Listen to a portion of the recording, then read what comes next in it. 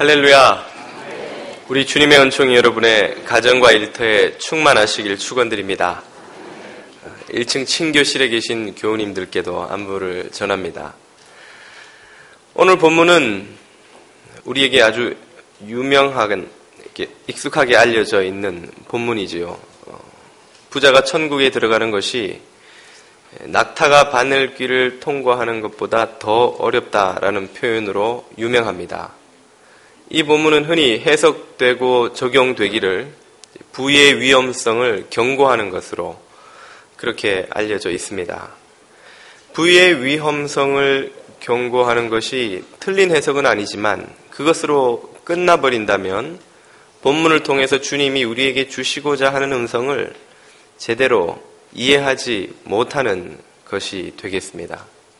본문에는 그보다 더 중요한 주님의 의도가 들어 있습니다. 그것이 무엇일까요?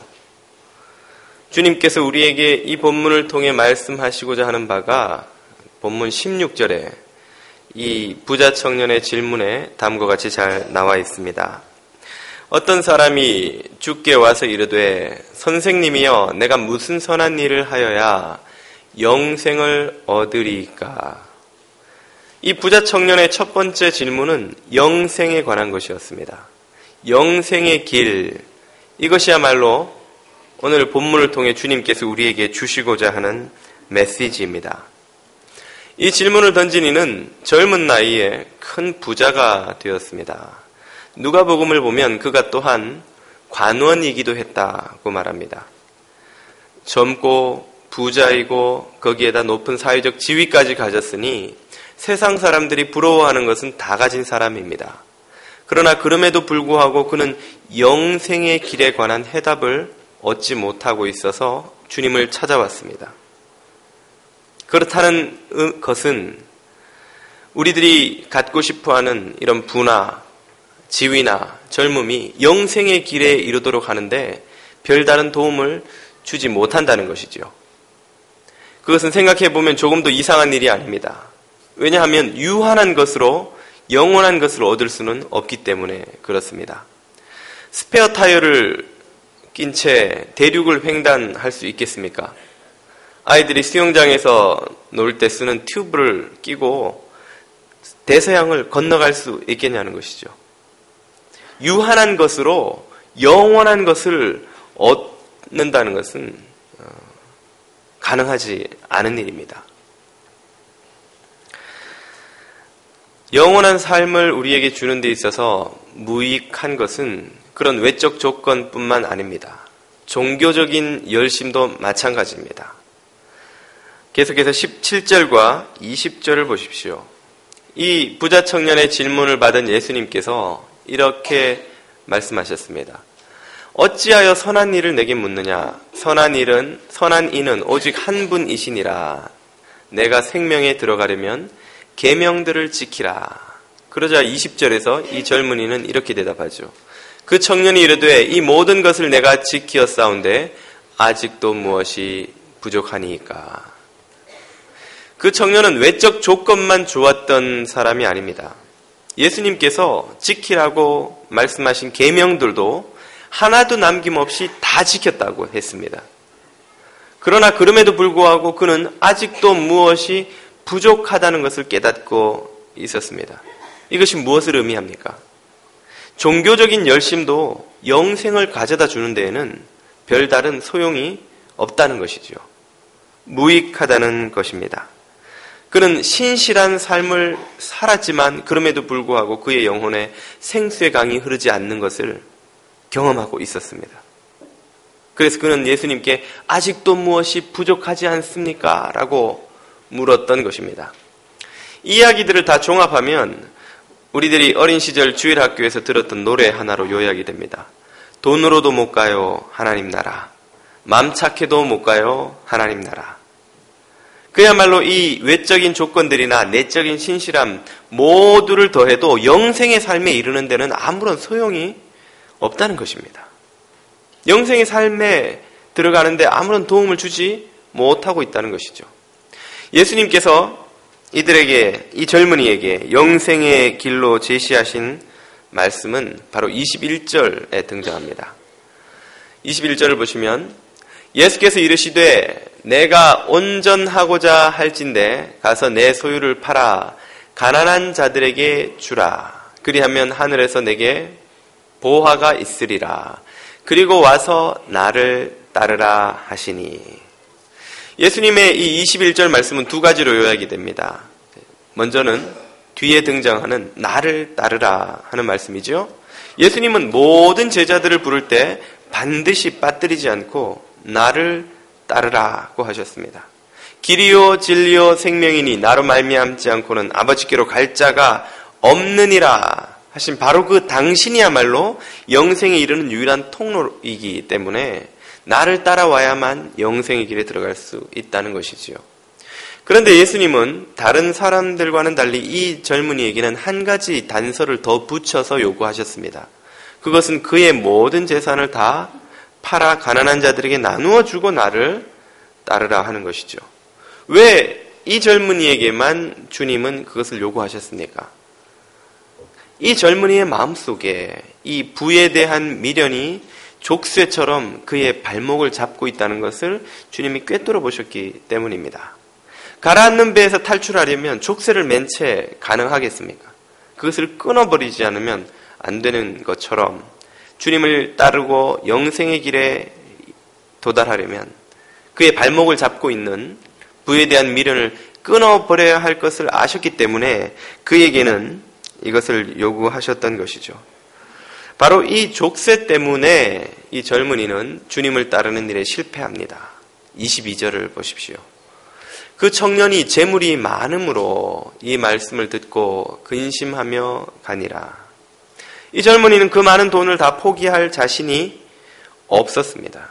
그래서 주님을 따르는 일에 실패하고 말았지요. 제 생각에는 이 젊은이가 주님을 만나러 왔을 때보다 만나고 난 후에 괴로움이 더 커졌으리라고 생각이 됩니다. 주님을 만나기 전에는 영생의 길을 몰라서 방황한 고통이 있었다면 이제 주님을 만난 후에는 영생의 길을 발견했지만 그 길을 따를 수 없는 자신을 발견하고 다른 종류의 괴로움에 빠진 것이죠.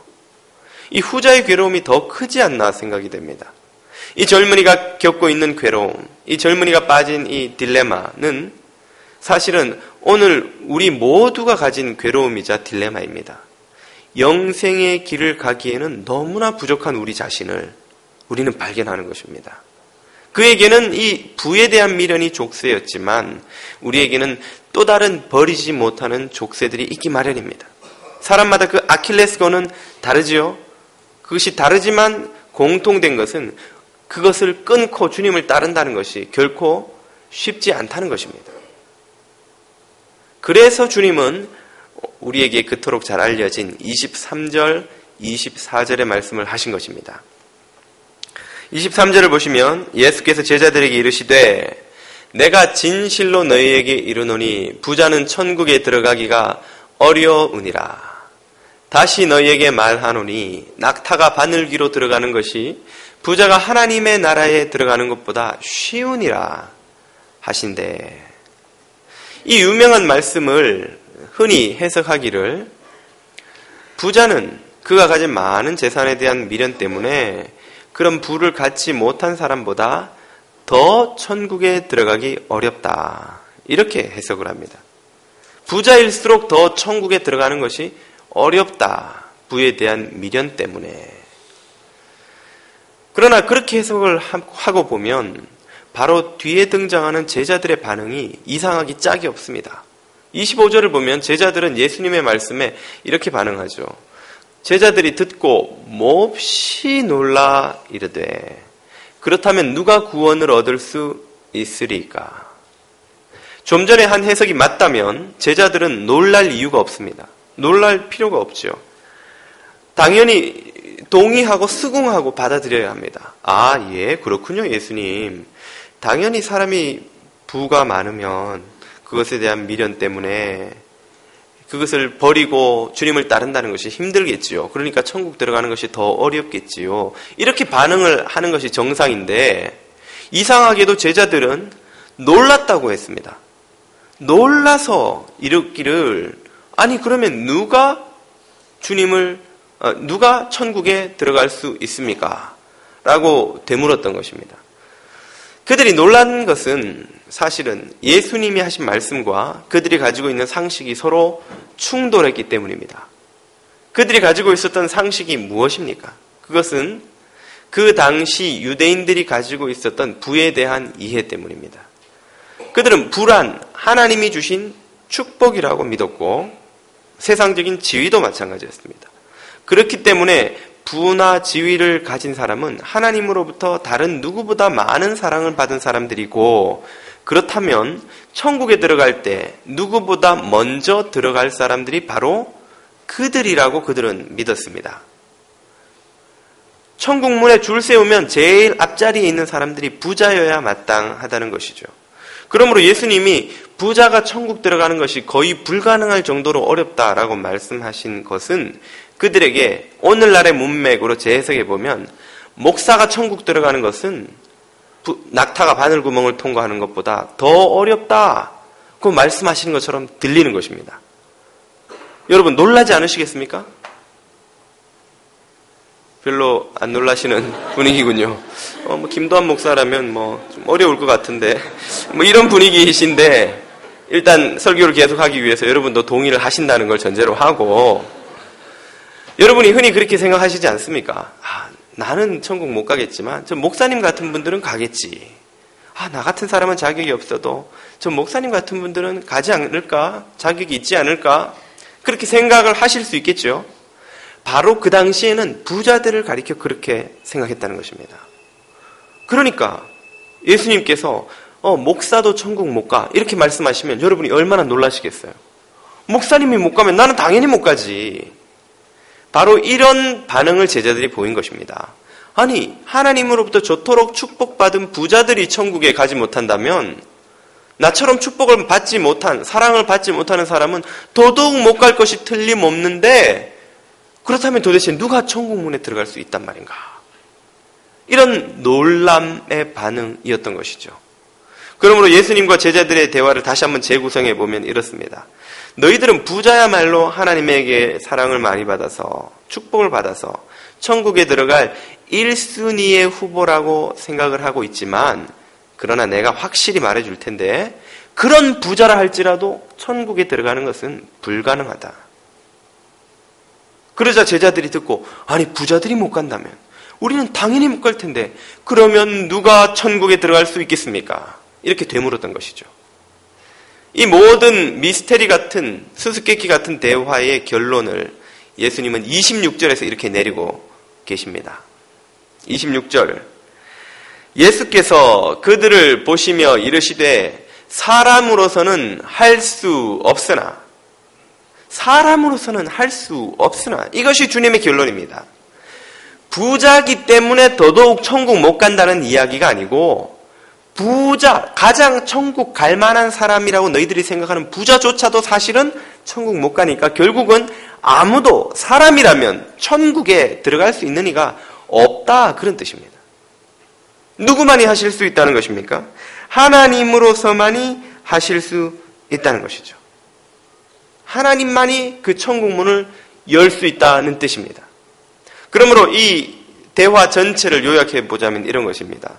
제일 먼저 청년이 와서 묻기를, 내가 무슨 선한 일을 하여야 영생을 얻겠습니까? 예수님의 대답은, 네가 선한 일을 아무리 해도 천국에 이를 수 없다, 그 뜻이죠. 너는 지금 선한 일을 좀 더 어떻게 해보면 천국에 이를 자격을 얻을 수 있을 거라고 생각하고 있지만, 그러나 내가 확실히 말하겠는데 어떤 사람도 사람으로서는 천국에 이를 수 없다, 그렇게 결론 내려주신 것입니다. 누구만이 그 천국 문을 열 수 있다는 뜻입니까? 하나님만이. 부자 아니라 부자 할애비라도 안 된다. 목사 아니라 목사 할아버지라도 그의 힘으로는 천국에 이를 수 없다, 그런 뜻입니다. 그러므로 비유하자면 천국 문에는 손잡이가 안쪽에만 달려 있다고 할 수 있습니다. 천국 문은 천국 안에 있는 그분께서 열어주셔야 열리는 것이지, 천국 밖에서는 무슨 수를 써도 그 문을 열 수 없다는 것입니다. 손잡이가 없는데 뭘 잡고 문을 엽니까? 여기까지 우리가 이해하고 나면 이 청년의 문제가 무엇이었는지를 확실하게 알게 됩니다. 그 청년의 문제는 내가 선한 일을 얼마나 더 하면 천국에 이를 수 있습니까? 라고 물었던 바로 그것입니다. 내가 선한 일을 많이 하면, 지금보다 좀 더 하면 천국에 이를 수 있을 거라고 했던 그 생각, 그것이 그의 문제였던 것입니다. 왜 청년은 그런 생각을 갖게 되었을까요? 그것은 바로 그 자신이 가지고 있었던 외적, 내적 화려함 때문이라고 할 수 있습니다. 그는 그 당시 사람들이 하나님의 축복의 증거라고 여겼던 부를 가졌습니다. 세상적인 지위도 가졌습니다. 그것도 대단히 젊은 나이에 가졌습니다. 모든 사람들이 자기를 향해 박수를 보내는 판에 자신의 의에 초라하고 보잘것없음과 한계를 깨닫는다는 것은 대단히 어려운 일입니다. 게다가 그는 거기에서 멈추지 않고 내적으로도 신실한 의인의 모습을 보여주고 있었습니다. 계명을 다 지켜 행했습니다. 그리고 더 지켜야 할 무엇인가 있다면 얼마든지 지키겠노라는 선한 의도를 가지고 지금 예수님 앞에 나왔던 것입니다. 이런 사람을 요즘 소위 뭐라고 부르는지 아십니까? 엄친아라고 하는데 혹시 아시는지? 2부의 교우들은 잘 모르시던데, 풀이하자면 엄마 친구 아들인데 현실에 있을 법하지 않은 완벽한 인간을 가리키는 말입니다. 이 사람은 완벽한 거예요. 지금 종교적으로도 부족함이 없습니다. 세상적으로도 성공을 했습니다. 도무지 결함이라고는 찾아볼 수가 없어서 가끔 사람들이, 교회 밖의 사람들이 교회를 향해서 도전하기를, 이 사람은 이렇게 착하고 선한데 단지 예수님을 안 믿었다는 이유 때문에 천국 못 간다는 게 말이 되냐? 라고 도전할 때 모델로 삼는 바로 그런 완벽한 인간이라고 할 수 있습니다. 선하고 부지런하고 열심히 공부해서 성공하고 거기에다가 이웃에게 친절하고 교양 있고 다른 사람에게 싫은 말 한마디 할 줄 모르는 완벽한 선인의 모습을 갖추고 있기 때문에 이런 사람이 예수 안 믿었다고 천국 못 간다는 게 말이 되냐? 예수 믿는 너보다 훨씬 더 착한데? 라고 말할 때 그런 모델이 되는 사람이라는 것이죠. 이 젊은이는 자기가 가지고 있는 그 모든 내적, 외적, 신실함, 화려함, 성공의 증거들 때문에 자신의 의에 보잘것없음을 깨닫지 못하고 있었던 것입니다.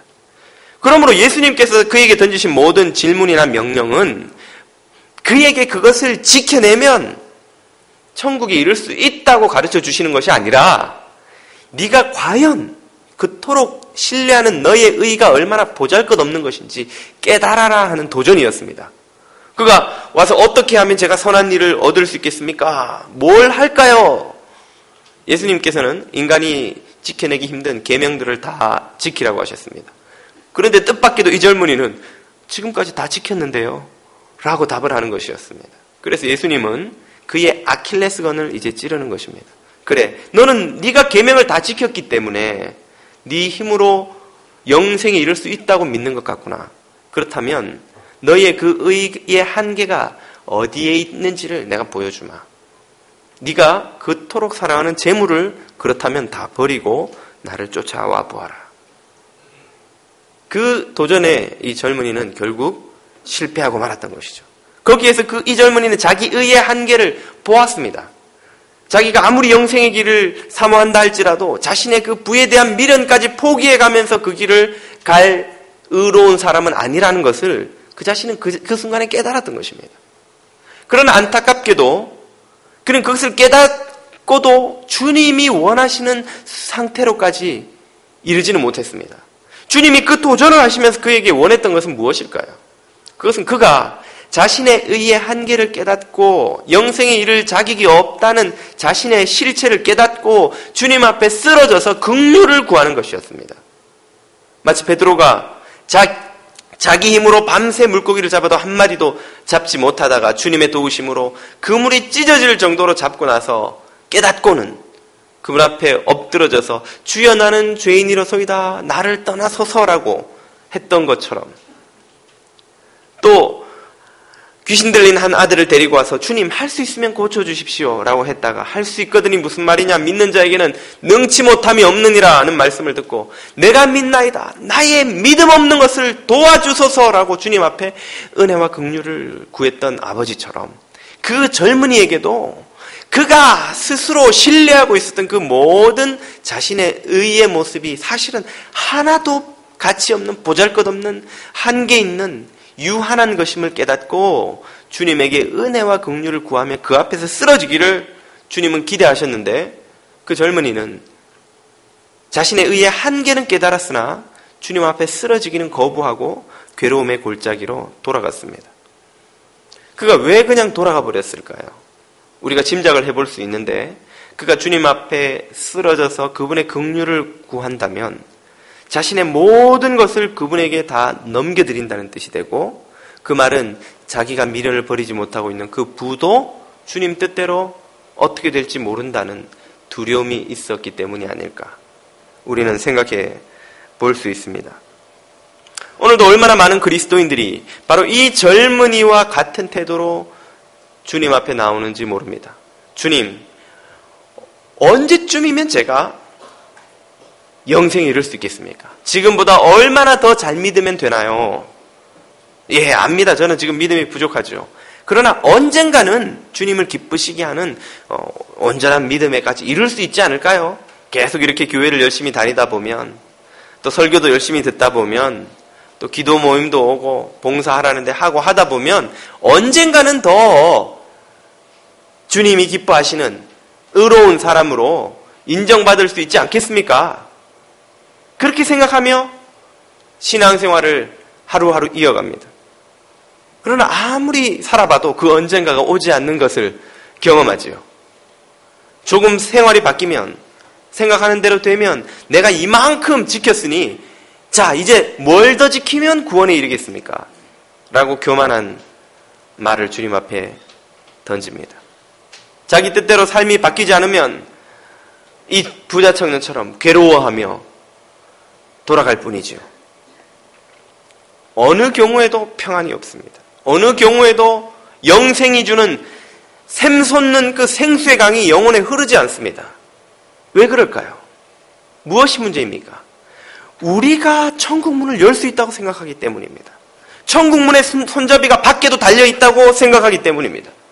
그래서 내가 조금만 더 하면, 조금 더 잘 믿으면, 혹은 저 사람처럼만 믿고 신실하게 살 수 있으면 천국 문이 열릴 거라는, 이 불안이 사라질 거라는, 이 염려가 이제는 더 이상 지속되지 않을 거라는, 그리고 평화가 올 거라는 그런 부질없는 기대를 안고 살아가는 것입니다. 이 모든 것은 자기가 천국 문을 스스로 열려고 하는 어리석고 부질없고 헛된 일입니다. 천국 문에 이르는 길은 그것이 아닙니다.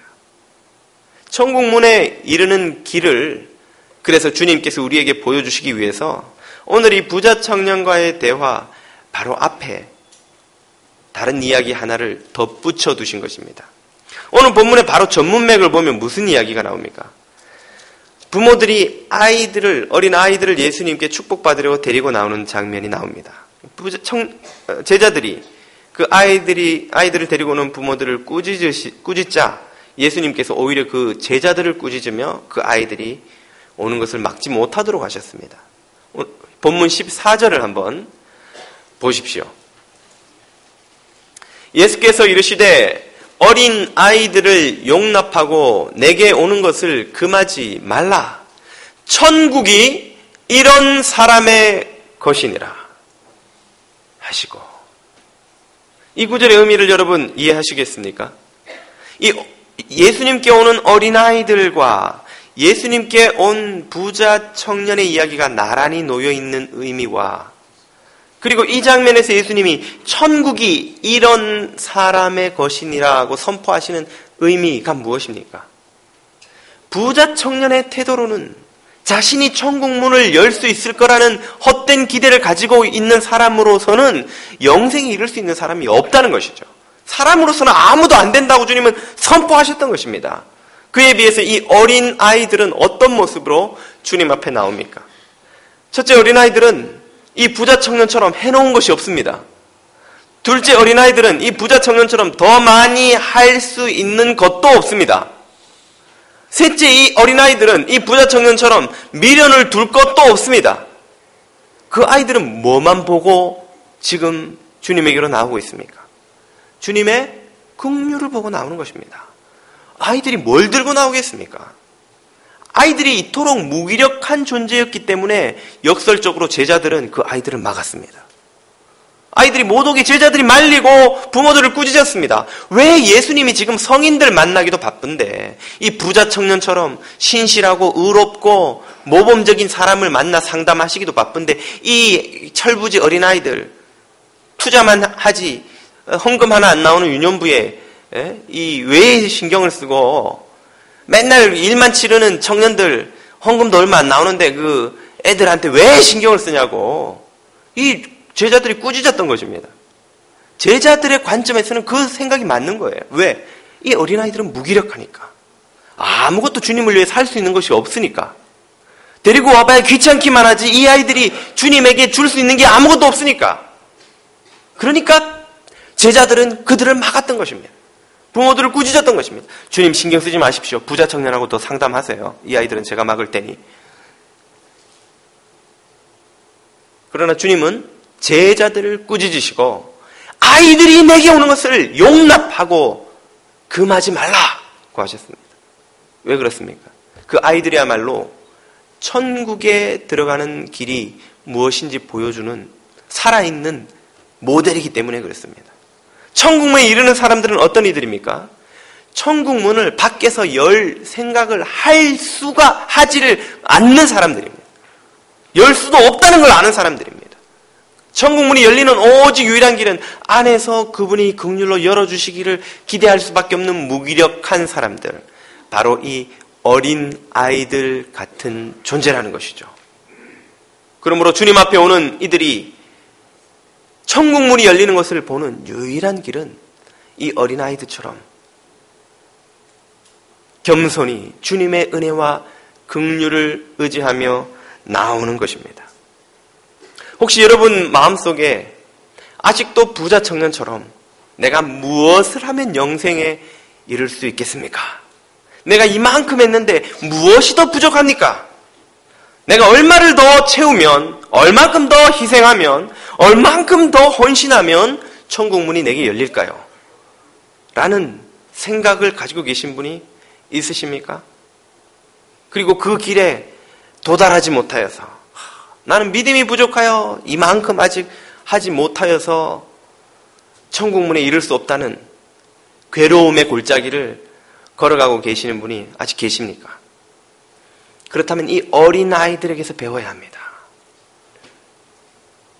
주님의 긍휼을 의지하는 것을 배워야 합니다. 새는 헌금 안 내도 하나님이 먹이십니다. 백합화는 수고 안 해도 봉사 안 해도 하나님이 입히십니다. 이 어린아이들은 아무것도 부모님에게 갖다 주지 않아도 부모님의 사랑을 받습니다.